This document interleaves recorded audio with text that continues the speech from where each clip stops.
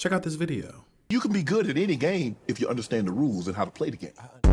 The industry, man, it's not the same. Doesn't have to do with talent. It's about playing the game. Why don't you join the team, man? Team? Man, I'm not playing any games.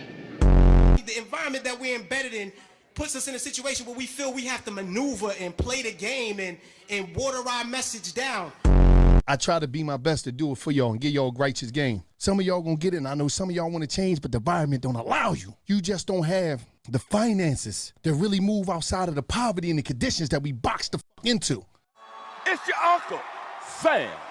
And this is the great American game. My Gemini twin back powering up. No more handshakes and hugs. The energy only circulate through us. Everybody must be judged. But this time, God only favoring us. This is the great American game.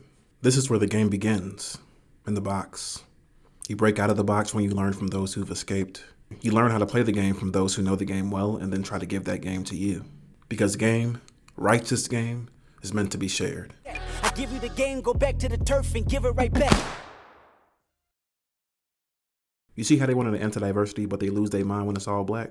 The culture and just being black, I can't help that, man. It's just not something that I think about or even try to like go, I'm black. I'm at a point in my life, I can't necessarily fake the funk for nothing. I have to be who I am authentically, and if, you know, the world can't accept that, then so be it. I'm gonna put it all the way out there, you know, whether it's in private or whether it's on the main stage. Let me explain to you something about economics in America. We must never forget that economics was the reason that black people were brought to this country. We came to do the agricultural work in the South and the textile work in the North. That's what we came to do. There are no major white characters in your books. No. What is interesting to me is what is going on within the community. And within the community, there are no major white players.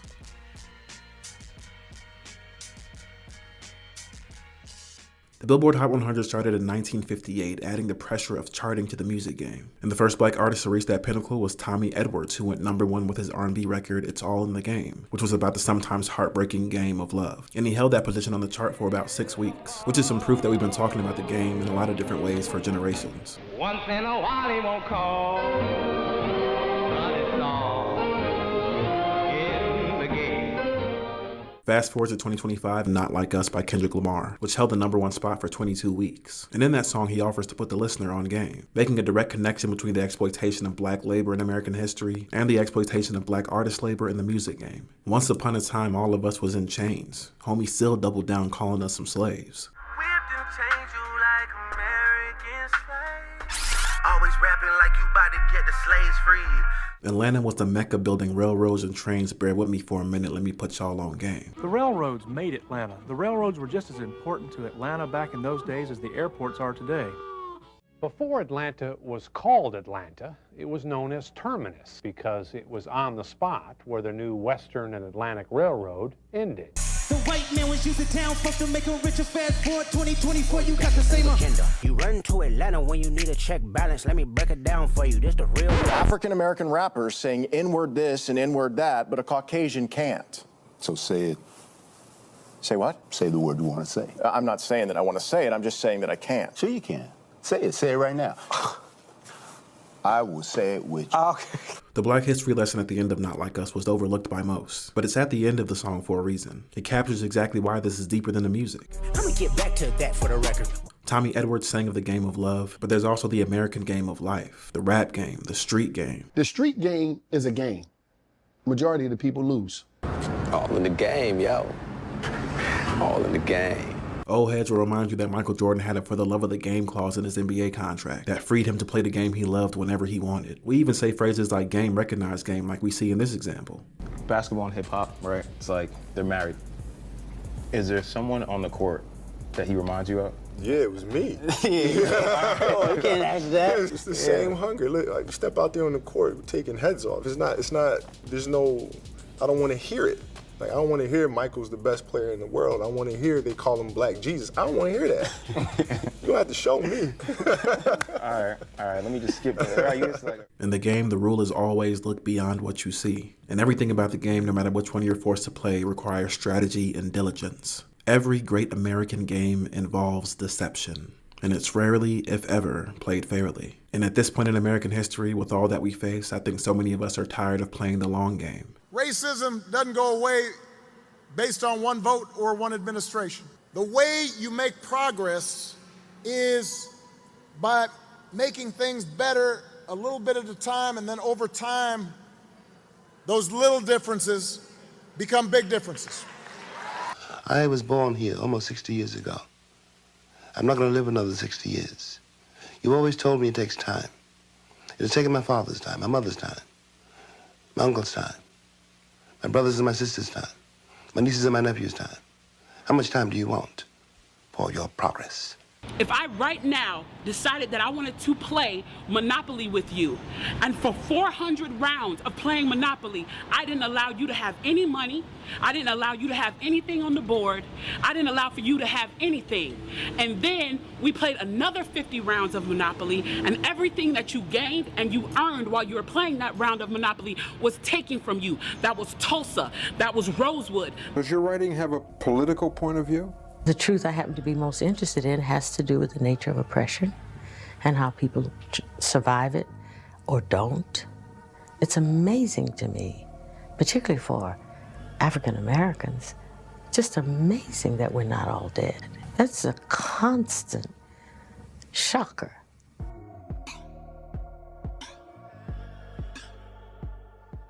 When Kendrick Lamar said, "The revolution about to be televised, you picked the right time, but the wrong guy."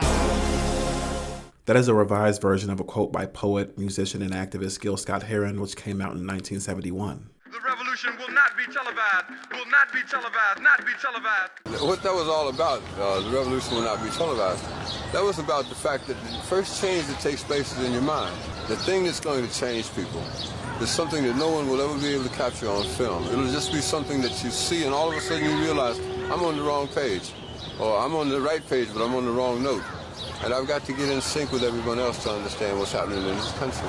So why did Kendrick say the revolution will be televised? Gil Scott-Heron released his song in 1971 when having a television was a luxury. This was 10 years before the internet was invented and 30 years before social media. And while the heart of his message remains true, that revolution isn't about what you watch. It's about being transformed by the renewing of your mind. It's about what happens inside of you. We still witness people in 2025 because of the internet and because of social media, advocate, share, and act who have gone through that transformation, who are doing that internal work, who televise that transformation in hopes of changing or impacting others. And that's what this whole moment was from beginning to end. It was a hip-hop revolution. It's another thing. When you talk about a revolution, most people think violence, without realizing that the real content of any kind of revolutionary thrust lies in the principles and the goals that you're striving for, not in the way you reach them. Gil Scott-Heron is considered by many to be a godfather of modern hip-hop music. His poetry laid over soulful production, words said with message and intention, helped to guide a new group of young poets and messengers into the global movement we now know as hip-hop. Gil, with so much emphasis now, it seems, on spoken word music, with hip-hop and rap going to the heights that they were, suddenly Gil Scott-Heron, who was never a part of the mainstream, is the mainstream. Does that worry you? No. But it worries. Those words and that music, when they go together, that's a song. It's not a hip-hop or a rap. It's poetry. Gil Scott-Heron saw that hip-hop would be a gateway to connect with a new generation of young people. And he also knew that music had the power to reach people in ways that other forms of communication could not. And you wonder how people who grow up in the Bronx are ever going to see anything but the face of the tenement building ahead of them. I was in the Bronx. The songs are the best breadcrumbs I could leave along the way, not for going back, but for people who want to follow. With that knowledge, he offered game to the budding MCs in his poem-turned-song Message to the Messenger, released in 1994. Older folks in our neighborhood got plenty of know-how. You got to remember that if it wasn't for them, you wouldn't be here now. We got respect for young rappers and the way they freeway in, but if you want to make a real impression, be sure you know what you're saying. Because if you want to be responsible for a whole generation and you know enough to take care of their education, be sure you understand about the past situations and aren't just repeating what you heard on the local TV station. But sometimes they take lies and put them in a truthful disguise. That's why we said it wasn't going to be televised. 3 days after Kendrick Lamar was announced as headliner of the Super Bowl halftime show, and on the same day that the MTV Video Music Awards aired, Kendrick released an untitled song that we call Watch the Party Die. And in that song, he gave his own kind of message to the messengers as an elder in the rap game. It was a song that talked about the state of hip-hop and called for a major change in how hip-hop music is created and promoted, with a focus on the future of the youth. It was a rallying cry for the truth tellers and those who seek to edify, uplift, inform, and offer hope to emerge and reclaim the soul of the art form that we know as hip-hop. If you parading gluttony without giving truth to the youth, the graveyard is company. Just tell us what casket to choose. Yes, sir! This nigga spitting. Locking into what I trust, looking outside. The kids live tomorrow, cause today the party just died. In that song, Watch the Party Die speaks to the cultural divide that Kendrick Lamar was talking about at the Super Bowl halftime show. Oh no! It's a cultural divide. I'ma get it on the floor. You really about to do it? 40 acres in the mule. This is bigger than the music. It's about the lives and history of black folks in America, about the broken promises we've endured, about how everything meant to serve us and aid in our liberation has been taken away from us and labeled evil. It's recognition that resistance is needed. It's why he's calling for soldiers to assemble and watch the party die, and why he says it's not enough and TV off. So where the soldiers at? The ones that lost it all and learned to learn from that. A thirst for life, head inside the book, cause he concerned with that. Few solid niggas left, but it's not enough. Few that'll reach that, but it's not enough. GNX was a resistance project. Someone better squabble up. So while many seem to be lamenting the new Drake project where he's trying on a different accent and making anti-intellectual commentary, I want to meet your madre. My respects to your padre, mi amor. I can't help but think about who tried to put us on game about what his rise to fame meant for the state of hip-hop culture. This is great. This is a new Drake. You hear it? It's great. Okay. What happens when this thing collapses? What happens when the columns start buckling? Are we not in some early stage of that at this present hour? Buying and selling, where's the message that I can use? What's in it for your audience apart from being like banging the pom-poms?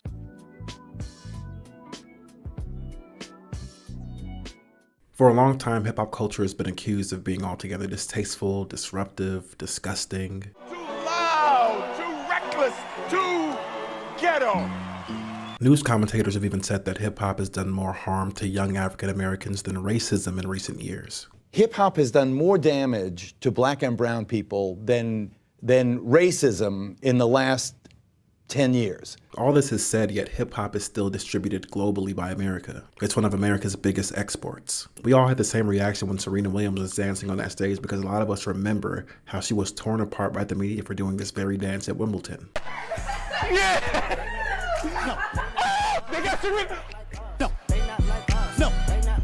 Barbie movie used hip-hop to market itself. Captain America Brave New World ended and a Kendrick Lamar song was playing at the end. Kirsten Bell walked out to Kendrick at the Screen Actors Guild Awards. The NBA, a league that once antagonized players for being too hip-hop. Players like Allen Iverson called too loud, too reckless, too ghetto, for wearing streetwear and making rap music, and were forced to tighten up by wearing suits to basketball games. From NBA Commissioner David Stern, who said notwithstanding the music's wide popularity, Allen Iverson, by even recording his lyrics, has done a disservice to himself, the Sixers, his teammates, perhaps all NBA players. That same NBA is now using hip-hop almost exclusively in its marketing. I might swerve in that corner, whoa, whoa. Hold on tight, cause I tweak in these beats, I let it go. And that same hip-hop halftime show that so many called boring is still somehow the most watched Super Bowl halftime show of all time. But this is the great American game. It involves deception. Even if I made it deceitful and I made you think that the answer is over here, but the answer is really over here, I'm still gonna be looking over here. Me, the one that tricked, because I know this is the right answer. Dr. Mark Lamont Hill talked about this, about how they deceive black folks. They demonize us, they attack us while at the same time using us, because they know that they have nothing without us. America has understood what you're capable of, and they will make you think you ain't nothing at the same time that they exploit your gifts. They'll tell you you lazy and make you a slave. They'll tell you you dirty and have you clean their house. They'll tell you you uncivilized, and we raise their children. And this reality is a direct reflection of the great American game when it comes to black music. It's a game they played well for every black music art form that came out of struggle and oppression and resistance to that oppression, including the blues, jazz music, country, rock and roll, and now hip hop. The game is played in 3 stages. Stage 1, demonization. This is when the art form is attacked and criticized by the people who don't understand it at the beginning. They even have us black folks participating in that attack largely using religion. A great example is how so many black folks were attacking Tupac at the same time that Uncle Sam was, but for very different reasons. Vice President Dan Quayle has renewed his attack on Hollywood. Now the target is rap lyrics, which Quayle charges have led to violence. There is absolutely no reason for a record like this to be published by a responsible corporation.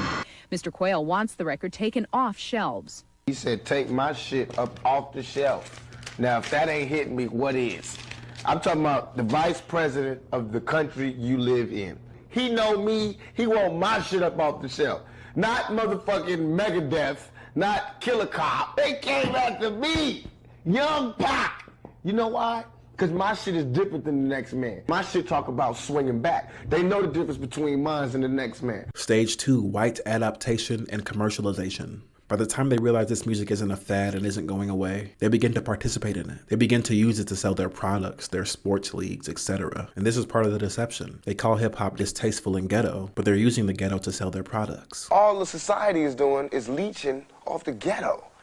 They use the ghetto for their pain, for their sorrow, for their culture, for their music. And stage 3 is institutional takeover and erasure. This is probably the most violent part of the American game when it comes to black music. They set up industries and take over industries and fill them with people who don't look like us to sell black music back to us. Because again, black people don't make the right kind of country or rock or blues music, so they have to take it over and purify it. It's, for example, why the response to Beyonce releasing a country album is a local newspaper putting out an op-ed about keeping country clean. I ain't forgot about that. Bro, you talking about? I'll never forget that, boy. This is a game that has worked well in every black music art form, and it's a process that takes about 40 to 60 years. Hip-hop being just past its 50th year, this is around the time where they try to finalize the erasure of hip-hop culture. You hate me, don't you? You hate my people. Your plan is to terminate my culture. You're fucking evil. I done been on the same record label for 13 years, so to say. That record label just folded all of its independent labels and subsidiaries into each other, which means how we was kids, you got Rockefeller, you got Def Jam, you got all these things, none of them exist no more. They fired all the heads of the labels, and if they didn't, they turned them into glorified A&Rs. They cut off 50% of the people who work in all these departments. Most of those people is us, people of color that come from hip hop and R&B and these other things, right? Then you got record labels opening up IPOs. You got record labels destroying their relationships with TikTok, Spotify, things that pay out artists because they want to start their own. So then we getting priced out of our contracts. We getting priced out of our imprints. There are no labels basically that are incentivized to sign black music, and it's happening in front of our eyes. The industry worked to effectively remove black consciousness from the mainstream. And one of the ways they did this is by separating so-called conscious hip hop from mainstream hip hop. And this is done despite the fact that hip-hop is born in, birthed from, consciousness and uplifting the struggles of black folks. Hip-hop changing from positive to negative was not a consequence of history.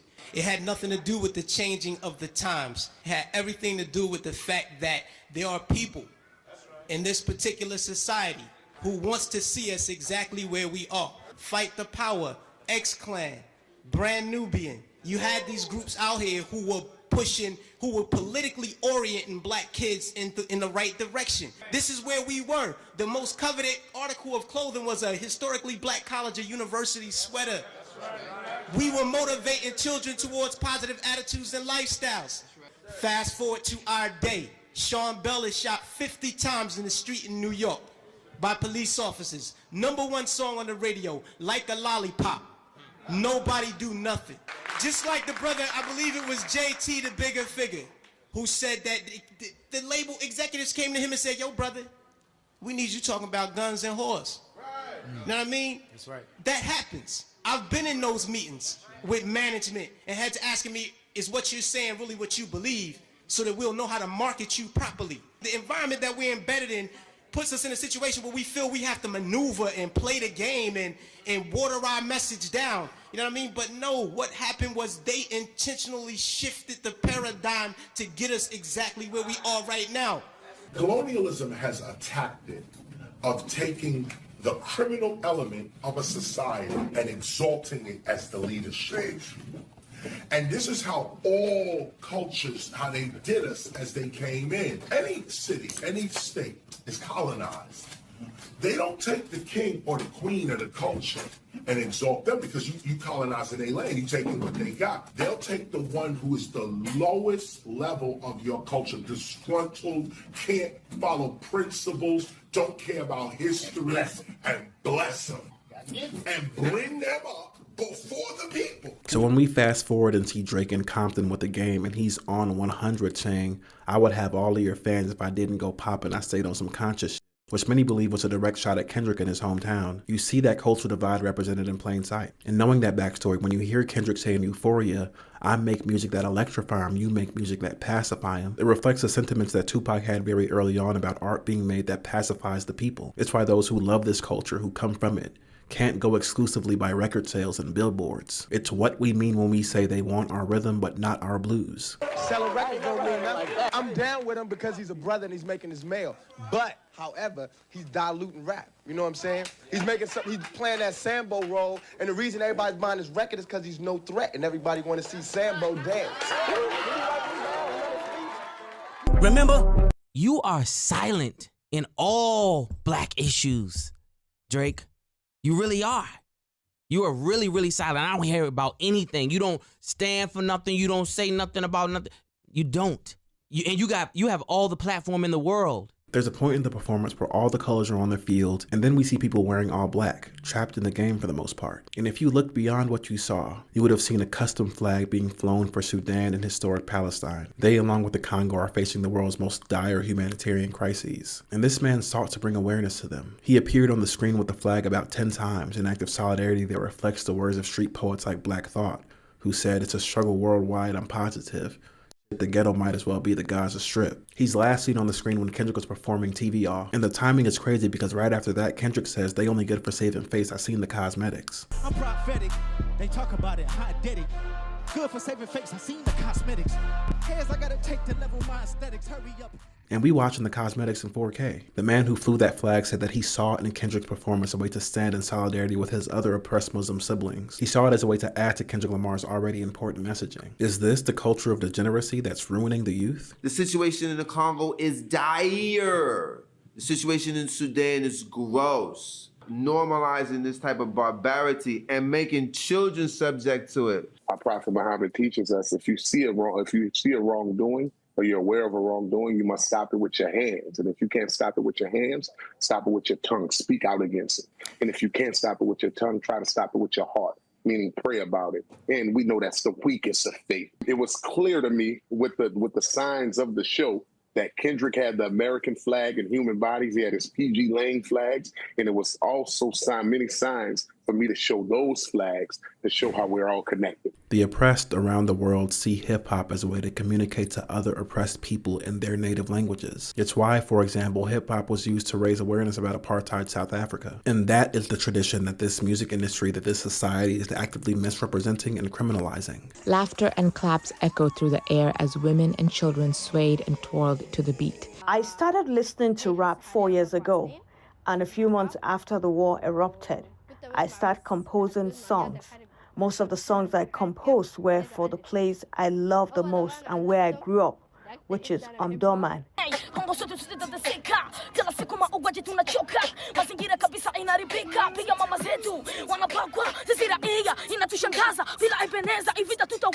The biggest wish I hope for is for the war to stop, for me to be able to complete my studies and become a skilled surgeon and a famous rapper.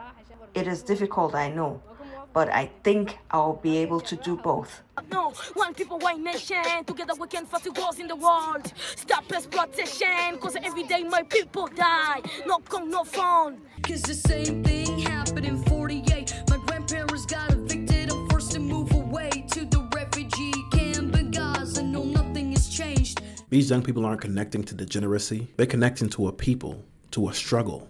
It's happened to everybody who's tried to live. You know, you go through your life for a long time, you think that no one has ever suffered the way I've suffered.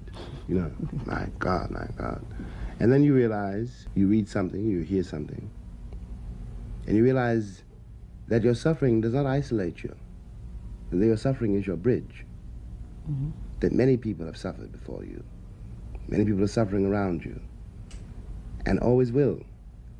And all you can do is bring, hopefully, a little light into that suffering. So the person who is suffering can begin to comprehend his suffering and begin to live with it and begin to change it. And this is the kind of information that gets suppressed once the art form that is considered a fad becomes an asset, an extractable resource. This is the great American game. Are we under-resourced when we possess one of the greatest resources for economic progress in the world? $142 billion industry. We're not an under-resourced community. We're an over-extracted community. It's like the African proverb, everything the village needs is already in the village. It's just like everything else. Africa was full of natural resources. What they do? All the diamonds, they came and got it. All the gold, they came and got it. All the niggas, they came and got us. You know what I mean? It's the continent is raped of all its resources. Everything we have is already amongst us. We've just been blocked out of the lanes to exploit our own intellectual property, our own cultural resources. I guess the word they call it is colonialism. You know, the same thing going on with rap music, the same thing going on with all of our culture. If a motherfucker see it as an asset or as a resource, we don't got no means to go get it. These got millions of dollars, institutions set up, like the LAPD, like the feds, like the FBI. All this is their army. And they army make it to where you can inflict your will. That's what we lack. You know what I mean? We don't have no army that's gonna come protect our natural resources. So where the soldiers at? The ones that lost it all and learned to learn from that. A thirst for life, head inside the book, cause he concerned with that. Few solid niggas left, but it's not enough. Few bitches that'll reach that, but it's not enough. We survived outside, all from the music, nigga, what? Oh, see you brought your homeboys with you. The old culture cheat code. Scorekeeper, deduct 1 life.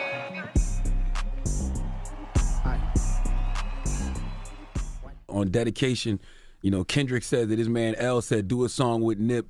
He a better Crip, but Kendrick said he a man first. Yeah. You know, you hear what he speaks about from black businesses, the false imprisonments, and he said, listen close is bigger than deuces and four. So what is a better Crip? What does that mean? I don't know, because I ain't said, but what I would assume Kendrick meant was that somebody that is not 100% biased or outside of communicating with a blood or somebody from the other side of the tracks. Maybe that's what he meant. That's what I took it as, you know? Nipsey Hussle called himself the Tupac of his generation. He embraced the expected image of himself and those who looked like him and used that as a bridge to connect to people that the society disposes of. He built bridges, bought back the block, established black businesses, established resources for black youth, all through hip hop. And he did it strategically.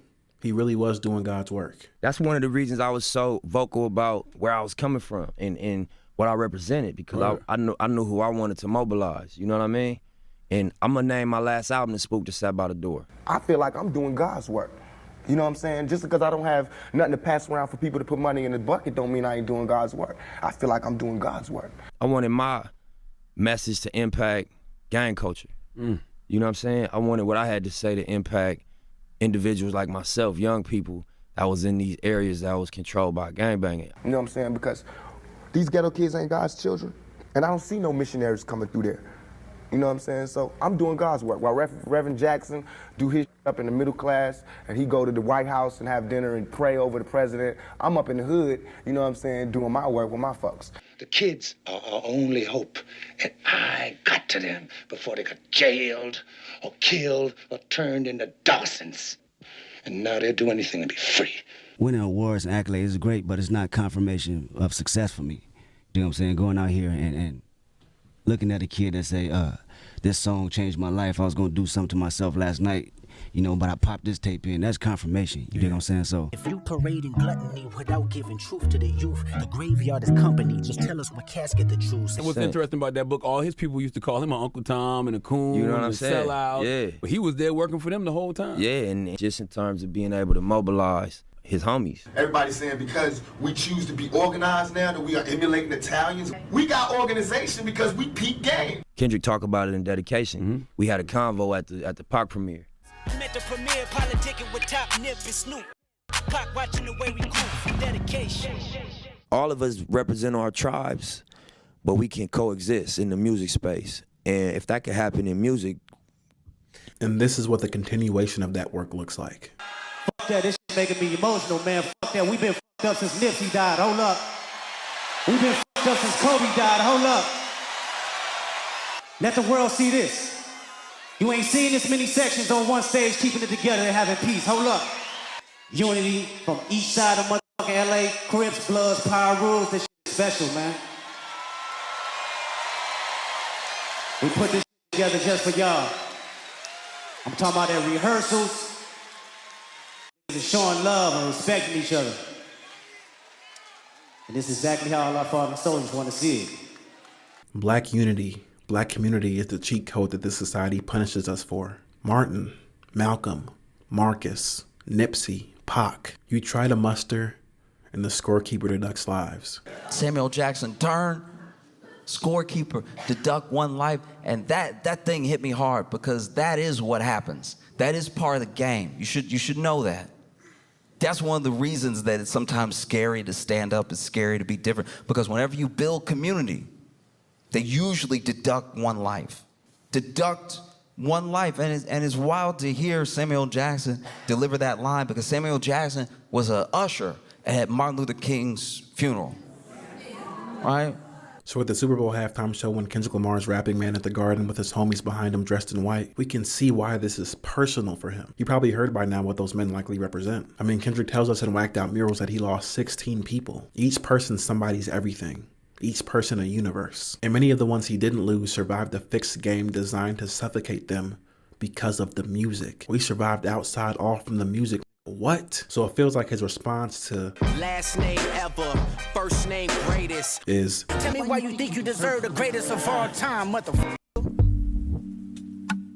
This is personal because for those who come from struggle, this is life or death. Black art at its most authentic is deeply personal. My grandma used to say, what is joke to you is debt to me. It's why he demanded respect for the art form at the Grammys like he was getting ready to tear somebody up. I just hope you respect the art form. That's all. Respect the art form. Get you where you need to go. It's why he was going at not only just Drake, but the entire music industry during this back and forth. Whoever that's fucking with them fucking niggas and the industry too. If you take, I've been in this industry 12 years. I'ma tell y'all one little secret. It's some weird shit going on in some of these artists. Raphael like a really give you art, but the industry's cooked as I pick the carcass apart. Yeah, Tony ass trying to see Compton. The industry can hate me. Come on, they mama. How many ops you really? The industry, man, it's not the same. Doesn't have to do with talent. It's about playing the game. You probably noticed in the crowd that right when Kendrick Lamar is about to go into Euphoria, the sign on the stage says, warning, wrong way. The diss is him playing the game the wrong way. But it's like DMX said. The industry like, wait! But in the streets, we like, get him. 17 up in that thing. Catch him sleeping and hit him. Say Drake, I hear you like I'm young. You better not ever go to Cell Block 1.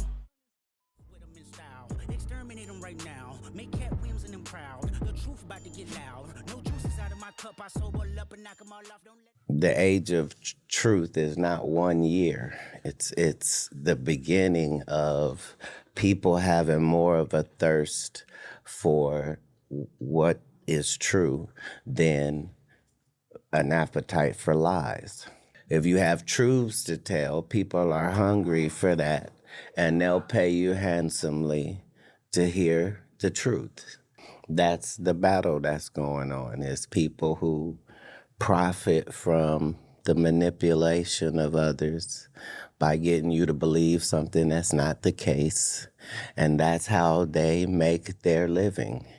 And it is now a difficult time for those entities. What happens when the game that you love, the game that saved your life, becomes tampered with? What happens when it becomes unrecognizable?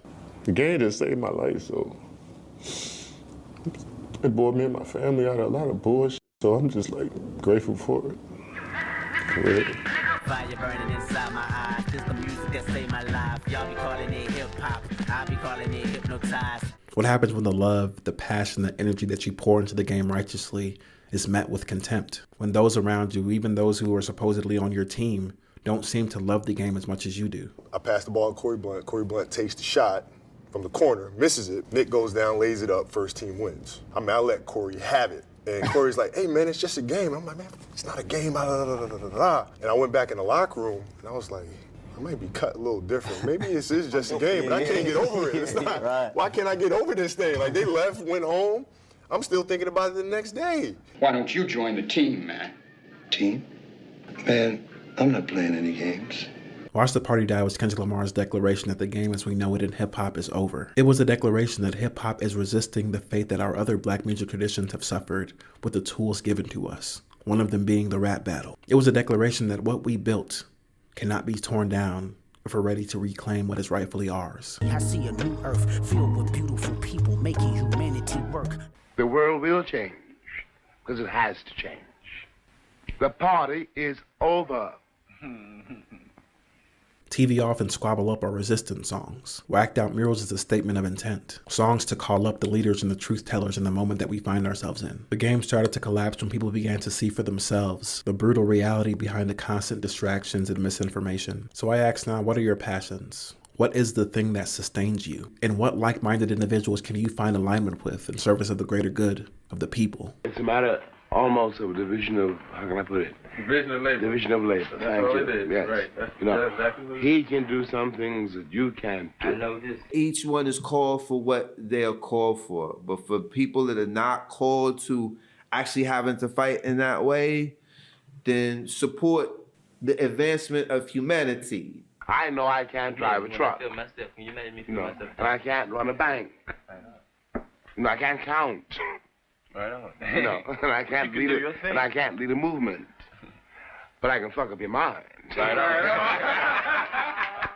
During the Super Bowl halftime show, there was a lot of commentary made about Kendrick Lamar's chain, which was a double entendre, and his jeans. But what stood out to me as a writer is his jacket. I think his jacket itself is one of the more important elements of the performance and of the overall story that he was telling. He wore a Martine Rose jacket with his hometown on the back of it, as well as the name of his production company, PG Lang. And on the front of the jacket in bold red letters is the word Gloria, which is the name of the last song in his most recent project. I would describe the song Gloria as a love letter to the art of writing. Gloria is actually the name of his pen in this song. They can't erase our history. They margins ain't big enough. They all led by bigotry. My woman in my right hand, my saint in my sin. Ain't no bitch like my bitch, cause my bitch be my pen.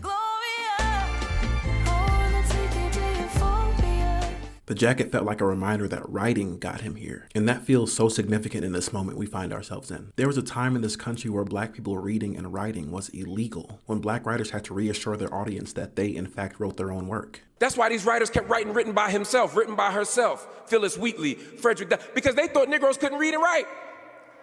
They thought Negroes didn't have the capacity to read and write, and yet they made all the laws to stop us from learning how to do what? Read and write. So if you know hip-hop, you understand why writing your own words and talking about your own lived experiences was so important, and why that was a major theme in the talk surrounding this moment in hip-hop history. It's because keeping it real, being honest, is a pillar in this culture.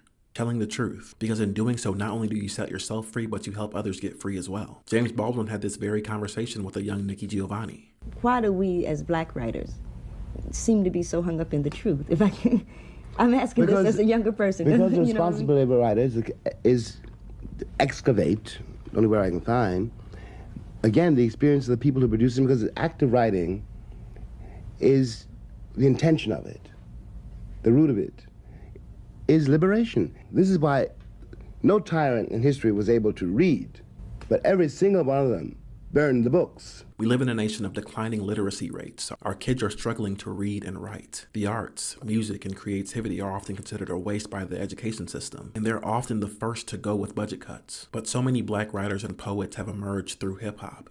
I am one of them. My name is Donnell Wrights for a reason. Every word that you hear me speak in this video, I wrote. And I learned the skill of writing for an audience first because of hip-hop. I made a world of making differences. Lines reeling the fisherman. I shifting the camel disguise. I'm a militiaman. Disguise so I'm reaching this high. My mission is again to see the dead and cause them revive to make them live again. Boycott the industry. They ain't taking my energy. Game changing my enemies. Can't hang and contend with me. Rap has always been a scholastic pursuit for me.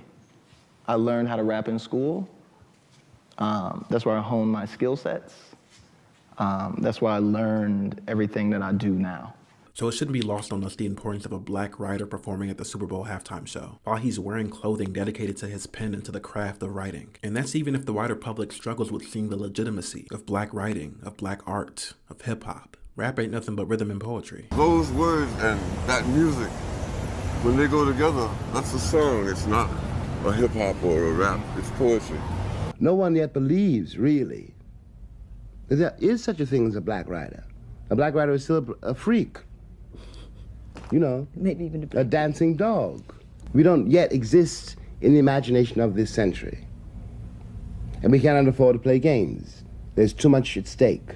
My hope is that we can continue to lean into our passions in this moment and lean into our imaginations for the world that we have yet to see. Ta-Nehisi Coates talks about how the tradition of writing, of drawing out a common humanity, is indispensable to our future, if only because what must be cultivated and cared for must first be seen. He wrote this book, The Message, thinking of young writers whose task, he says, is nothing short of doing their part to save the world. Joel Leon encourages us in his book to write all the poems now and often. Break them open with your teeth, with a pen.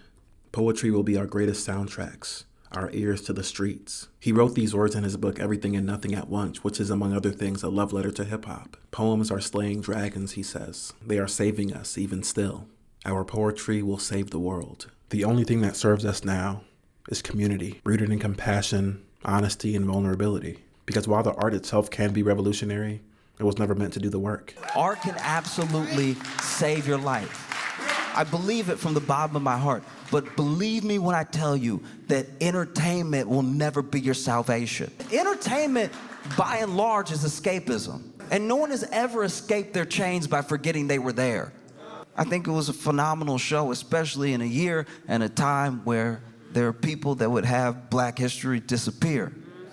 And so if you really want to see a different neighborhood, a different country, a different world, you probably gonna have to turn the TV off. Love and liberation to us all. And as always, like and follow for more content. The message in hip-hop influenced the world. Yep. So this is the power of hip-hop.